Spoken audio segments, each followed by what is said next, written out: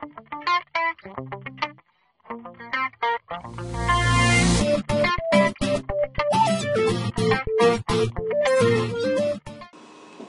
evening, Nick Inman here from VolumeProfileTrader.com on Tuesday, December 6th, and today was just another balancing day in the market, like we've talked about over the last couple of days, saying that's what we expect until the ECB meeting.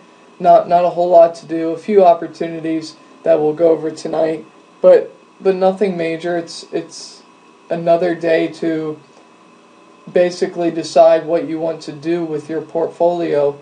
If you want to hold out through the ECB meeting, whether you want to hedge or and convert to cash or whatever the case may be, you have one more day to really decide what you want to do. And as far as the market, for the month of December, we just now recently are poking our head under the point of control. So, and this point of control did shift higher today. And what that indicates is that, more buyers and sellers are up at these levels than they were back down at the 46, 47 level or so. But let's get into some support levels, and this 1252 down to 1245 should be a support of some type. And we are looking at the market and looking. We see the top of the range as we tested it today and failed, this 1265 level, but we don't quite know what the bottom of the range is. We see the whole moving average continue to top out and go above price.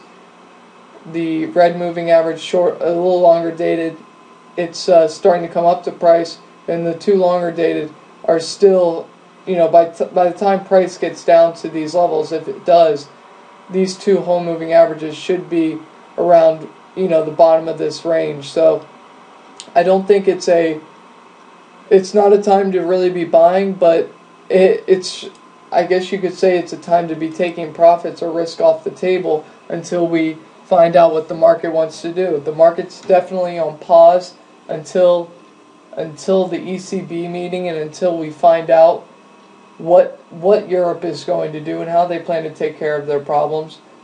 But needless to say, we're at the top of the range, so taking profits isn't a bad idea. Does that mean I think it's right to get short? No, not really, because what if the ECB meeting is a positive, or there's positive news that comes from it, and this market just continues higher? It could happen. It will only, it won't take long for people to start piling in and shorts starting to cover to help spur a rally higher. So I think cash is one of the most important positions, and then other than that, whatever's working in your portfolio, you let it be and know where your downside risk is. So as far as the S&P, it's a do nothing day. Okay, the NASDAQ, this has been, the point of control has stayed at the top of the range, and we've seen support, generally speaking, at the bottom of this high volume area. We've had some nice trades off this level, and then we broke through, had a big flush straight back to these levels. So what this looks like to me, and my perception for the time being, is this is all rejection, and it was a great time to be a buyer, whereas this is the true balance area, and we're looking for some type of move out of this. And if it's back down, well, then this is one big resistance level. But if we break out to the upside, then it's a lot of happy buyers who just happen to buy at the top of the range looking for more upside. So the only thing that's problematic with the NASDAQ is it's underperformed since it's reached the top of the range. We have not tested basically the top of the high volume area around 2350 on the NASDAQ futures. On the actual NDX, it's probably more towards 2380, 2375. So as far as what to do for now, just realize that you have big time support below these current levels around 2300, and if we start to break 2300, then it could go back down 2%, 3%, 5% pretty easy. So similar to the S&P, there's just not much to do. Now, the 10-year Treasury note, this is interesting because today it sold off, and we're continuing to see weakness in the Treasuries. We talked about this one weekend, saying, this could be a reversal opportunity because of this high volume. Sure enough, the next week we gap down lower, and we've struggled with those levels since, and we continue to make lower highs. Let me zoom in a little bit and get the right tool. We've continued to make lower highs and lower lows. So are we in a downtrend channel? Sure. It's, you can't say definite other than, wait to see what happens basically near the lows of the day today, yesterday's intraday low. And if those levels hold support, we may test back towards the top of the range, which means the market may sell off, bonds may rally a little bit, but nevertheless, looking for more opportunity for upside in bonds as terms as a short. So as I look at the TBT, you can see our balance range. Really the top of the range is up at 2050 on TBT. We're struggling with this point of control as I zoom out the point of control for this entire composite. But like opposite on the actual notes, TBT is making higher lows, and we're just looking to see if it can support these levels and push higher. And as far as an upside target, I'd say 21 to 2150 ultimately. Now silver yesterday, it sold off and struggled, but today it was basically based and turned around. You could call it October's point of control, that general price level. You could call it November's value area low. You could just call it this cluster of volume, this high volume area. But we had a big reversal day in silver, and basically SLV up 2.8% on the day.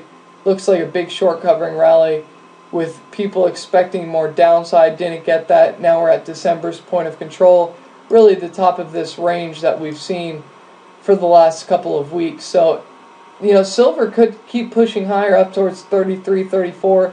If so, you may want to be a part of that and look for maybe some upside calls to get involved. But know your downside risk and know that this morning and when it was rallying up, that was the time to be buying. And now up nearly 3% on the day, about 2% of where you should be buying. Just realize you're not necessarily late to the party, but you are at the top of the range. Okay, looking at Monsanto. Monsanto gave us another buying opportunity today, up almost 3%, outperforming the market, with some other ag names like CF Industries, Potash. They all performed relatively well today. My choice is Monsanto, and we are bouncing very, very nicely off this $70 level composite point of control. You see the huge volume at this 70-25 level, especially relative to the rest of the price range. And we're struggling at November's point of control, but we are looking for more upside. We want to test that basically $75 to $80 range, and if we can get up there, that's a place to take profits. But for now, if you have a entry price around $70 to $70.50, you're in the money and you have a great cost basis. So stay long and put your stop at break even around those levels. If you're not, keep a stop down, maybe right below $70. If you want to look at banks, this has been a sector, despite the market, the pessimism about banks, the XLF, banks in general have outperformed the market over the last 5 days or so. And although on a relative basis, let's pull it up just so you have an idea. The S&P is definitely closer to the top of its range, its most recent highs. But the XLF is definitely at the top of its range, and if I just draw a line over, if I can get, there we go, you can see, generally speaking, we're at the top of the range every time price has gotten to these levels.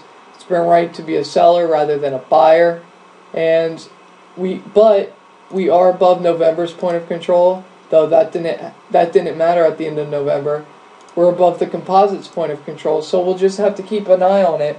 And like the rest of the market, it depends on the ECB. If ECB is anything positive, we'll probably get a rally up to the recent highs of October, maybe even push towards 1300 and above on the S&P. If it's a disappointment, we're probably going back down to close all the gaps from last week. So just keep an eye on things and don't overexpose yourself one way or another at these levels. It's not really worth it.